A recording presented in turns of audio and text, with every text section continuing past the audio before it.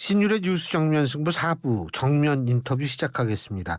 일본의 후쿠시마 원전 처리수 방류 초읽기에 지금 들어갔죠. 일본 정부가 예고한 이 처리수 방류 시점이 임박하니까 정치권에서도 이 안전성 문제를 두고 논란이 뜨겁습니다.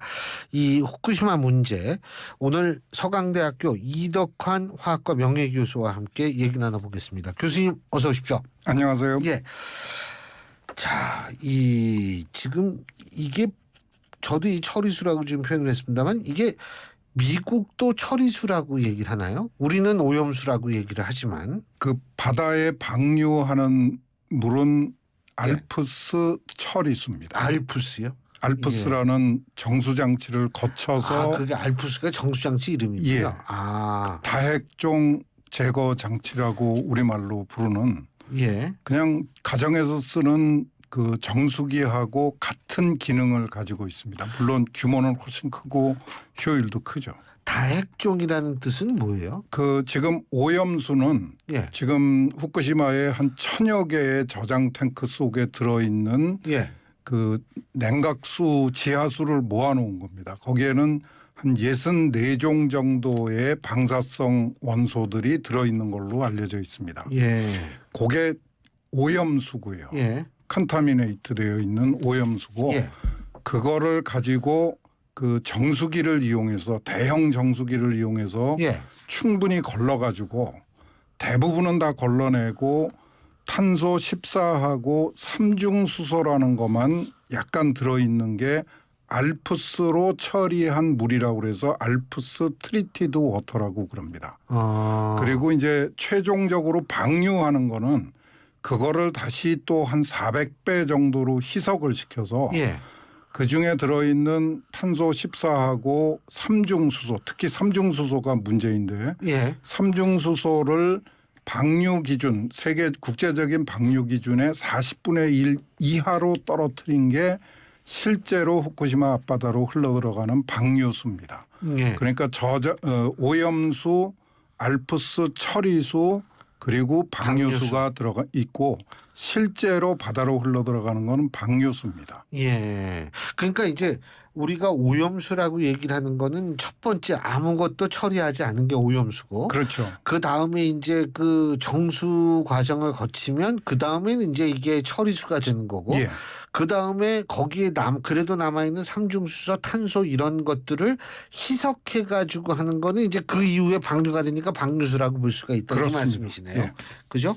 그러면 지금 IAEA 같은 경우에 그 모니터링을 전체를 다 하는 겁니까? 그러니까 모든 그 오염수에 속해 있는 모든 방사성 원소를 다 검토를 하는 거죠. 그렇죠. 지금 현재 그 IAEA가 모니터링을 시작한 거는 2013년부터고요. 그러니까 오염수를 그 모니터링을 하고 이 일본 정부하고 동경 전력이 그 오염수를 처리하는 방법을 지난 한 8, 9년 동안 IAEA하고 긴밀하게 협조를 해왔습니다.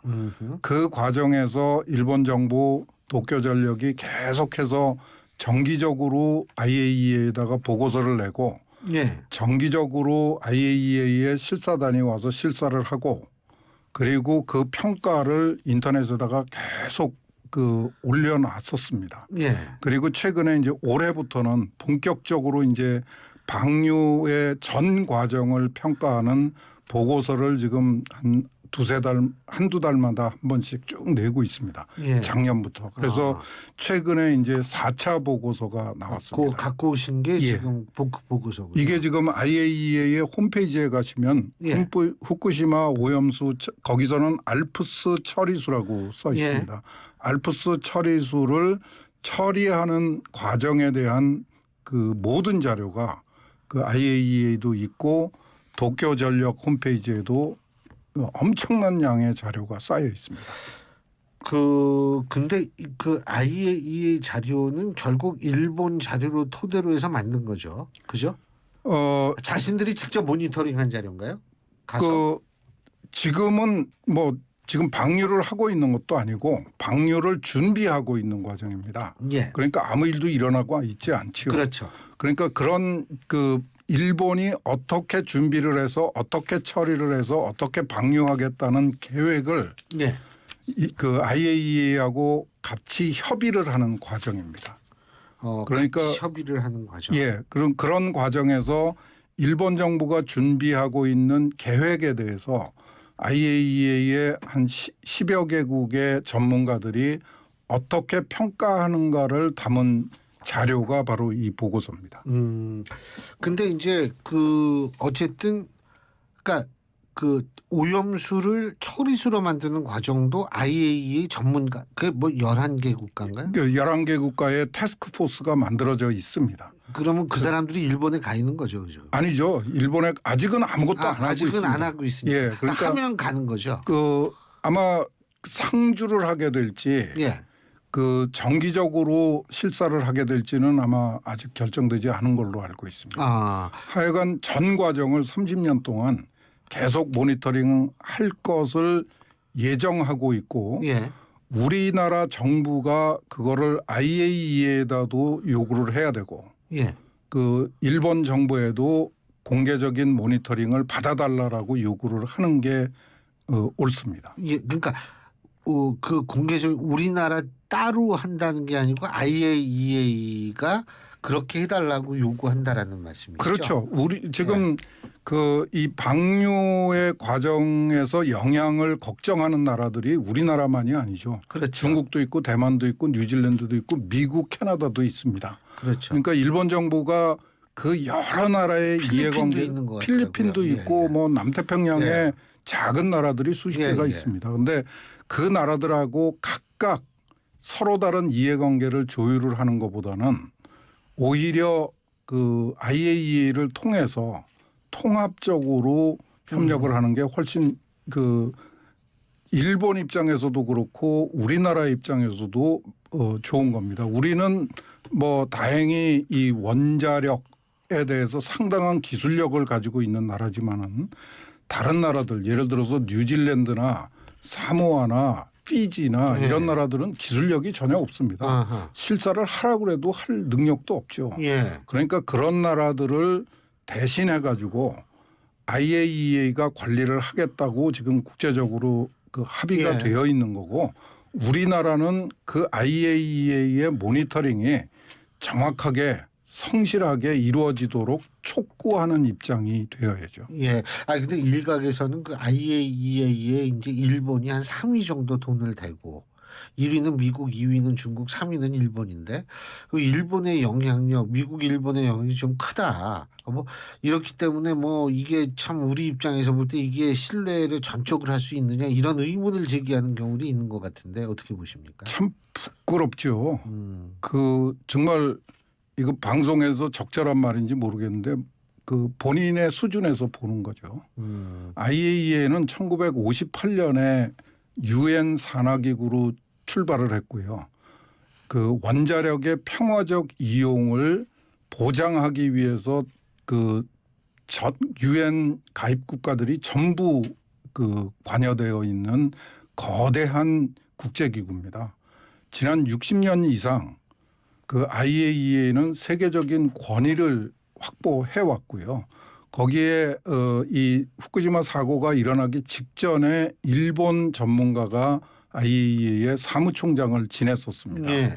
그런데 그거하고 IAEA의 권위하고 공정성하고 어떤 관계가 있다고 주장을 하는지 잘 모르겠습니다. 아마도 미국이 분담금을 가장 많이 낼 거고요. 예.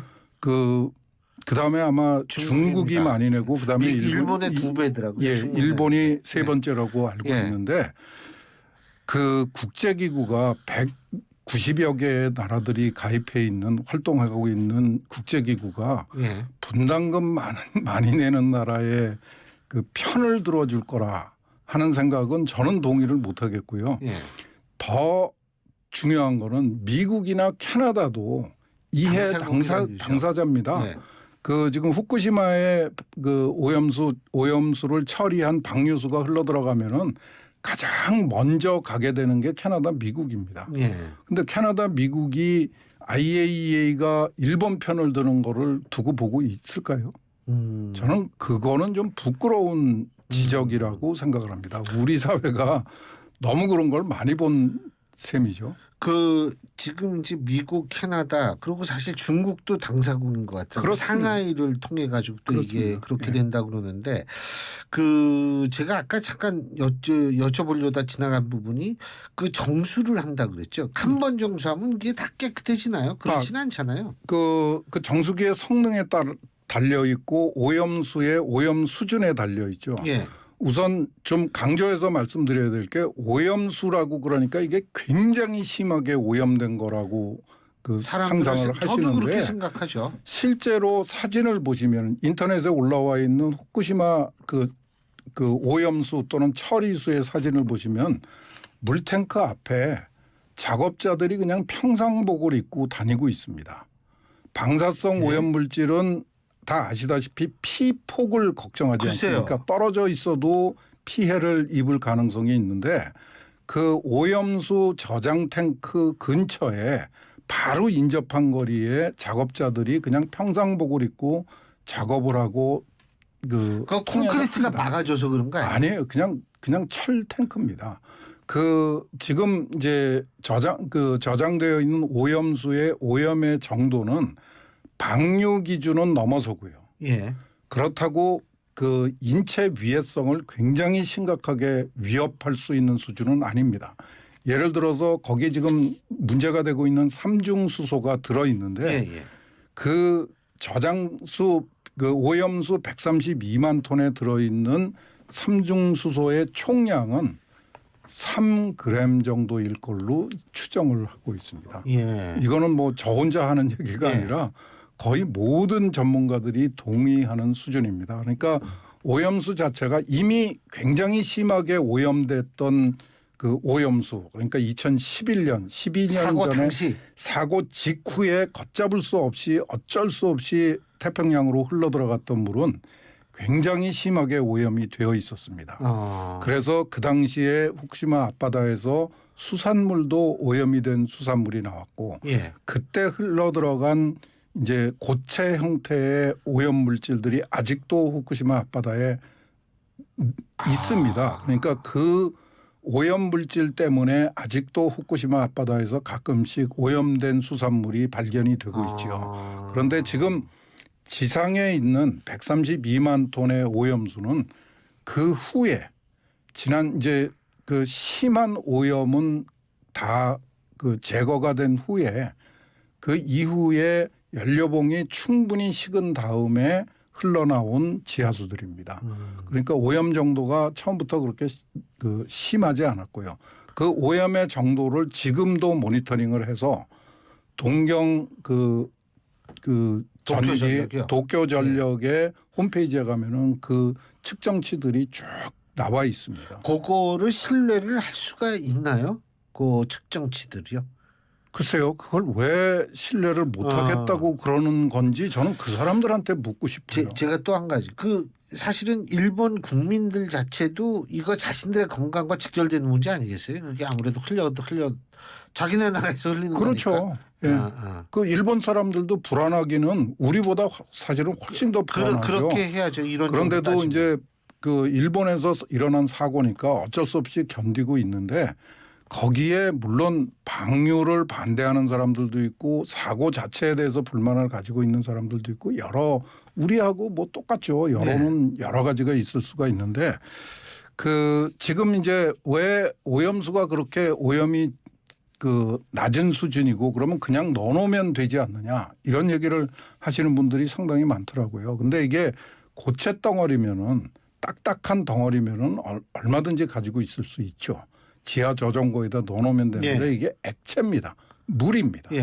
이거를 철제 탱크에다가 지금까지도 12년 동안 넣어놨는데 지금까지도 가끔씩 파이프가 부러지거나 뭐 부식이 되거나 뭐 어쩔 수 없는 상황으로 파손이 되거나 이러면은 그 오염수가 걷잡을 수 없이 흘러들어가는 그 바다로 흘러들어가는 사고가 가끔씩 생깁니다.